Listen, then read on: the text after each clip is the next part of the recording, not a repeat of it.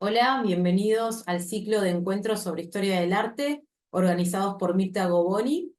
En el día de hoy nos convoca una idea, un tema, una convicción que tiene que ver con que todos los bienes son perecederos y sobre todo la vida. A esta idea la vamos a llamar Vanitas, que fue una de las ideas centrales dentro de lo que fueron los diferentes lineamientos filosóficos y religiosos dentro de la historia de Occidente. Esta idea ha tomado diferentes formas a través de diferentes recursos, tanto en la historia del arte de Occidente como también en la historia de la literatura. Lo que vamos a hacer hoy es recorrer un poco a través, digamos, de qué recursos se cristalizó esta idea. Antes de comenzar a desplegar material con ustedes, me gustaría presentarme. Mi nombre es Florencia Agra, yo soy profesora en Historia del Arte en la USAL y en la Universidad Católica de Salta. Actualmente trabajo en el Instituto de las Culturas de Almirante Brown y eventualmente en diferentes proyectos. Antes de comenzar a desplegar la presentación, me gustaría compartir con ustedes un breve fragmento de una serie. Esta serie es Los Medici, una serie de género histórico que transcurre en la República de Florencia de la mitad del siglo XV y atraviesa temas que tienen que ver con el poder político y religioso de ese entonces. En uno de los capítulos me llamó mucho la atención, o por lo menos yo me quedé pensando, en una frase que dice un religioso que se llama Savonarola. Ahí los hago escuchar el diálogo. Vienes sufriendo, Pietro. El Señor aliviará tu dolor.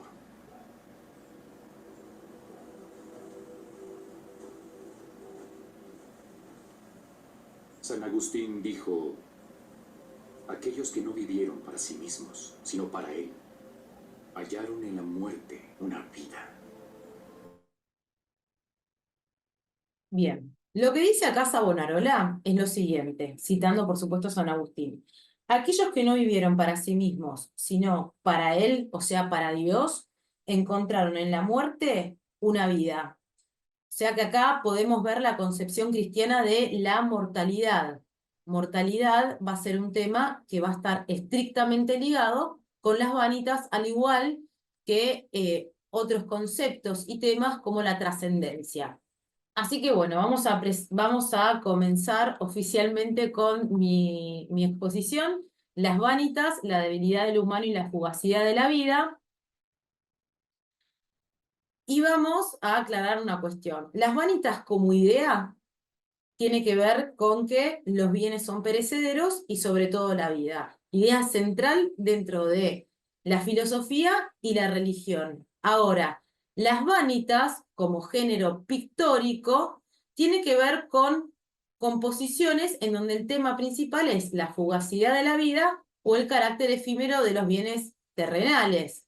Por supuesto que en la historia del arte, para reflejar esta idea, los artistas, los autores se han servido de diferentes recursos para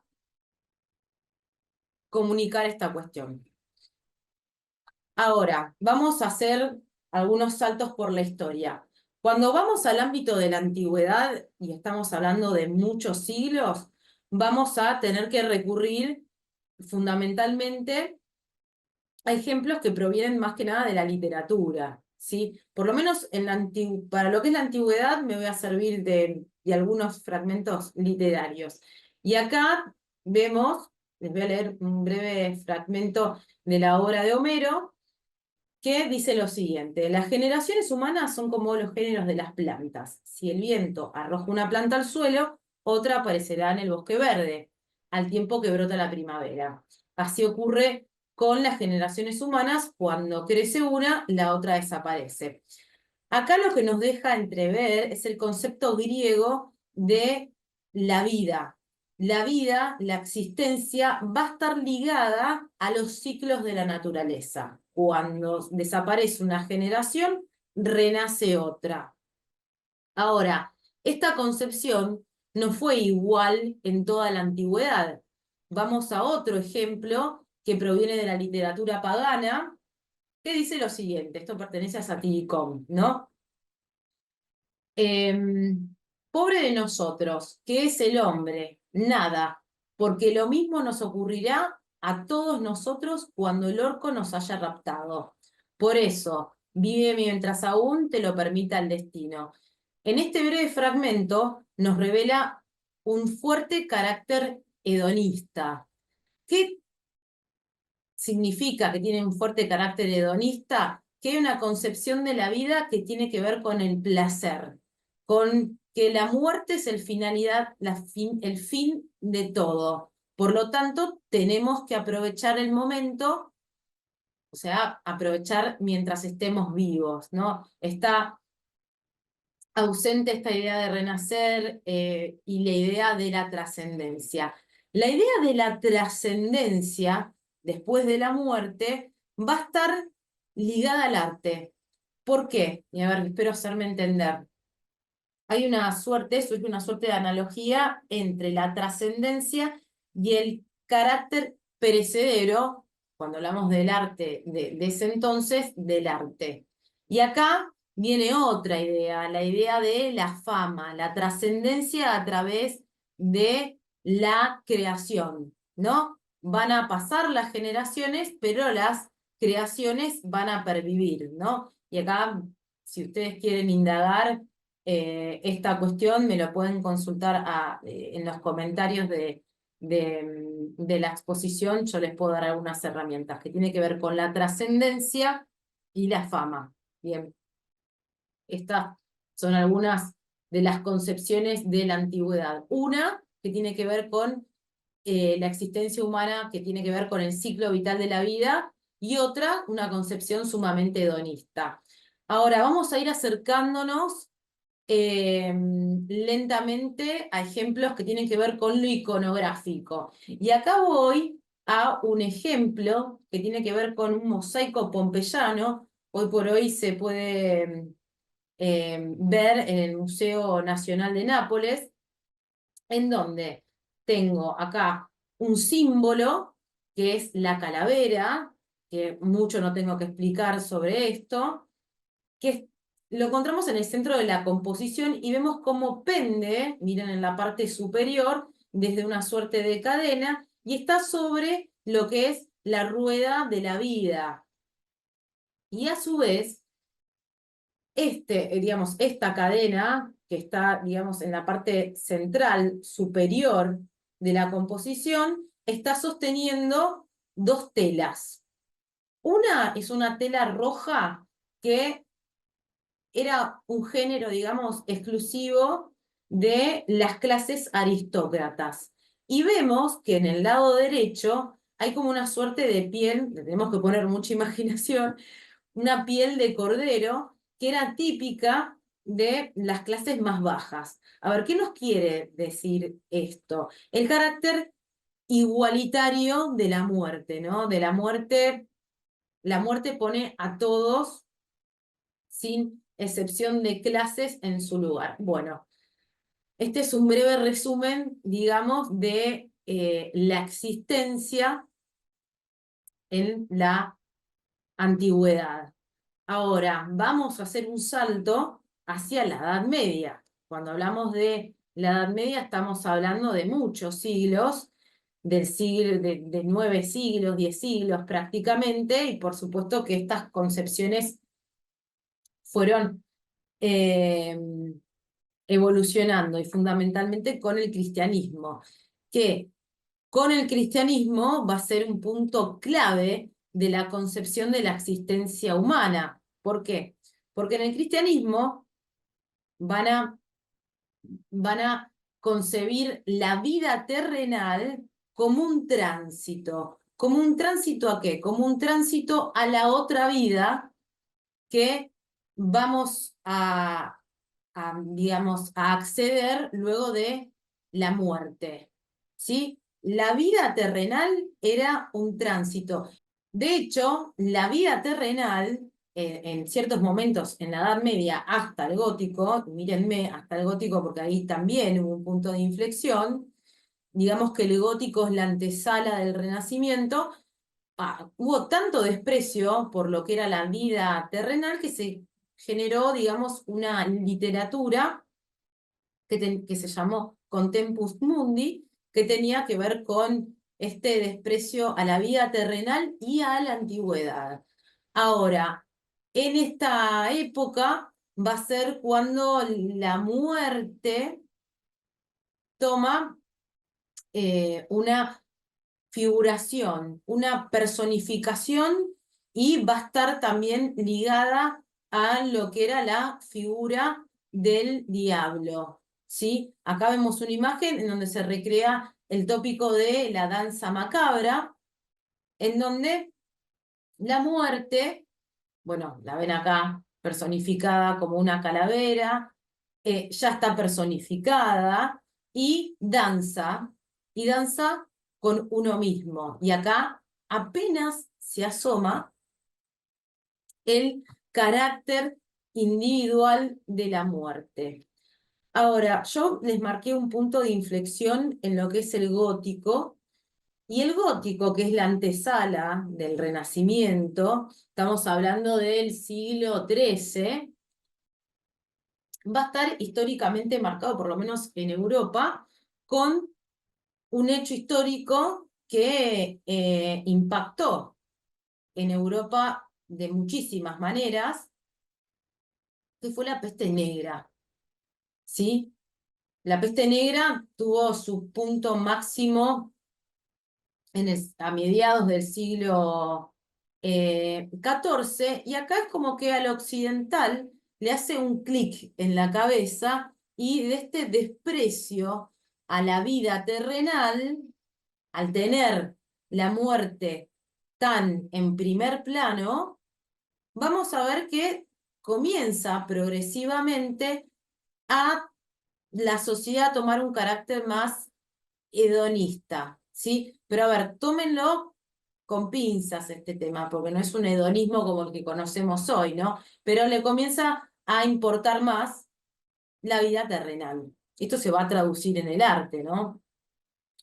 Bien, mm, les marco acá la peste negra como un punto de inflexión y acá voy, digamos, a una obra, ¿no? que es contemporánea a este punto en donde la muerte arrasó con gran porcentaje de la población europea. Y voy a esta obra de Pietro Lorenzetti, en donde vamos a ver un paisaje un tanto abrumador, en donde, si ven en la parte inferior de la obra, vamos a encontrar diferentes eh, personajes que la verdad no la están pasando para nada bien. Y vemos acá, miren en la parte inferior izquierda, cómo hay diferentes personificaciones de la muerte, ¿no? La muerte que se hace temer, la muerte que arrasa. Esta obra pertenece al contexto de la peste negra y ni bien se estaba, digamos, calmando todo esto.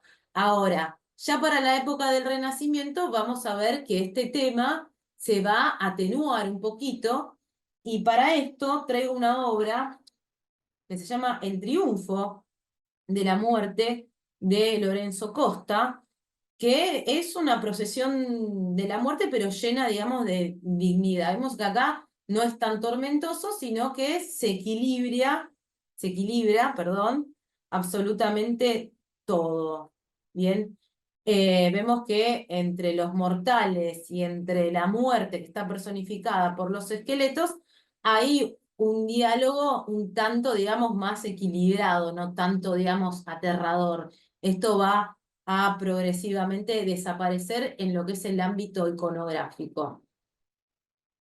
Recurrentemente, también artistas en el Renacimiento, como Leonardo da Vinci, acá vemos una obra gráfica, ha tratado el tema de la periodicidad, digamos, de la vida a través de la contraposición de diferentes etapas, ¿no? Como la juventud y la vejez, ¿sí? Vamos a ir a un siguiente ejemplo. También se pusieron, digamos, en boga ciertos tópicos, a ver, esto no en el Renacimiento tan estricto, sino más un poquito más adelante, se han puesto en boga el tema de presentar el tema de la ruina, ¿no? De ver digamos, cómo han perecido, digamos, en el tiempo las ruinas. Acá vemos un ejemplo del Coliseo Romano de la Antigüedad, vemos un grabado de cómo estaba, digamos, en ese entonces, para ponerlos en órbita un poquito en el siglo XVI, XVII. Este tema ha sido abordado luego, en el siglo XIX, por el romanticismo, con más volumen, eh, en cierta manera. Y vamos a pasar a la siguiente imagen. También ha tomado este tema de, digamos, la fugacidad también de la vida, ha tomado también eh, otras connotaciones un tanto más simbólicas, como por ejemplo acá, en donde se contrapone la figura de un niño con una calavera, un poco parecido a lo que presenta Leonardo, pero, digamos, acá aparece un símbolo, yo no sé si pueden ver en la parte superior izquierda, que es una burbuja, ¿no? Que tiene que ver con lo efímero de la existencia, de la vida. A este tópico se le va a llamar Homo Bula, que se llama hombre pompa de jabón. Si miran algunas obras en los museos, van a ver que generalmente en algunas épocas aparece este recurso, ¿no? Burbujas, y uno se pregunta ¿con qué tiene que ver? Bueno, tiene que ver con el carácter efímero de la vida. Este grabado está acompañado por una leyenda en la parte inferior que dice: ¿quién se salva? Bien, vamos a ir a otra imagen y vamos a ver esta imagen, esta obra, que es de un artista, Juan Valdés Leal, y esta imagen me permite a mí adentrarlos a una gran inflexión que va a acontecer el arte, que es el siguiente. A ver, dentro de lo que es el contexto de los países de credo protestante, el tópico de las vanitas, de la mortalidad, podríamos decir que va a tomar connotaciones sumamente más simbólicas, ¿sí? Para decirlo más coloquialmente, más difíciles, por lo menos para mí, voy a hablar por mí, más difíciles de traducir. Ahora, en los países de credo católico, apostólico, romano, va a tomar otras formas, ¿sí? Y a través de esta obra de Juan Valdés Leal, vamos a ver cómo se aborda en los países sumamente católicos, ¿sí? Este tema. Y acá vemos en esta obra, El fin de la gloria del mundo, cómo podemos ver desde la parte inferior, vemos una figura religiosa del alto clero, podríamos decir, que está en ese cajón, en ese taúd, un militar y un esqueleto, ¿sí? Si lo ven, 1, 2, 3, ¿sí? Si me siguen desde la parte inferior izquierda, después se van un poquito más para atrás para el centro, y más para atrás ven ahí con un sumo, digamos, claroscuro, el esqueleto, ¿no? 3 figuras. Ahora, en la parte superior, nosotros lo que vemos es un balancín que está sostenido por una mano que ahí aparece, ¿sí? De manera un tanto enigmática, ¿no? Porque nos deja al libre albedrío imaginarnos la cara de este personaje que aparece, y vemos esta balanza en donde vemos en una parte ciertos símbolos que van a representar los pecados capitales, y en otro lado de la balanza, en el lado derecho, símbolos que tienen que ver con el arrepentimiento, la penitencia, y todos coronados con el corazón de Jesucristo, ¿no? Como todo el tema de los pecados y el arrepentimiento y la penitencia equilibra todas estas cuestiones, ¿sí? Un obispo, un caballero y un esqueleto van a ser los protagonistas de esta obra que surgen en el contexto católico. Ahora, en países como por ejemplo como Holanda, como Alemania, vamos a ver propiamente el desarrollo de las vanitas, digamos, utilizando recursos sumamente con cargas simbólicas, ¿sí? Como por ejemplo vemos en esta obra que vemos también las burbujas, vemos el esqueleto, vemos la corona, vemos un globo terráqueo, ¿sí? Van a usar diferentes recursos que tienen que ver con la fugacidad de la vida, lo efímero, como por ejemplo las flores.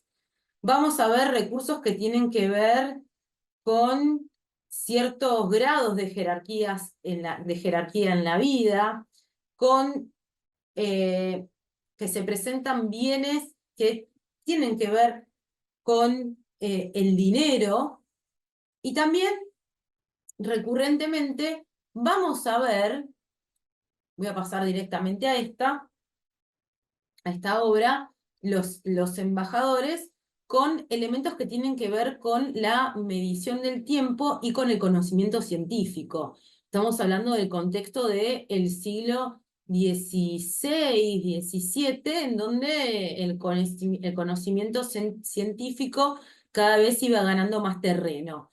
En este caso, en esta obra, los embajadores, podemos ver cómo se agrupan diferentes elementos, miren ahí en la mesa, que tienen que ver con lo que eran las artes liberales, ¿sí? Pero yo lo voy a leer con, al ritmo con el que vengo, digamos, acá en la charla, que son las vanitas. En la mesa, en la parte superior, podemos ver instrumentos que tienen que ver con la medición de los astros y del tiempo, ¿sí? Son instrumentos de medición que no habían surgido hace mucho y tienen que ver con la riqueza del conocimiento. En la parte inferior de la mesa, vamos a ver elementos que tienen que ver con la música, con el placer, ¿sí? Y si ustedes miran más profundamente, si ven más profundamente esta obra, vamos a ver que con un recurso, el artista va a incorporar la figura de una calavera. Los invito a ustedes a que cuando miren acá la pantalla, pongan acierto, aproximen una cuchara, el lado reverso, la aproximan a cierta distancia de la pantalla y van a ver que van a poder ver más claramente una calavera, ¿no? Y otra vez, el memento mori, ¿no? Esta muerte que aparece, ¿no? A este recurso se le llama, si mal no recuerdo, eh, anamorfosis, ¿sí? Es un recurso, digamos, en donde se distorsiona la perspectiva, ¿no? Que va a ser muy común en estos países. Si me quieren hacer alguna consulta o si quieren explayarse un poquito más en algún tema, estoy a disposición. Así que bueno, nuevamente agradecer a el Consejo, específicamente a Mirta, que nos brinda este espacio para presentar estos temas. Muchas gracias.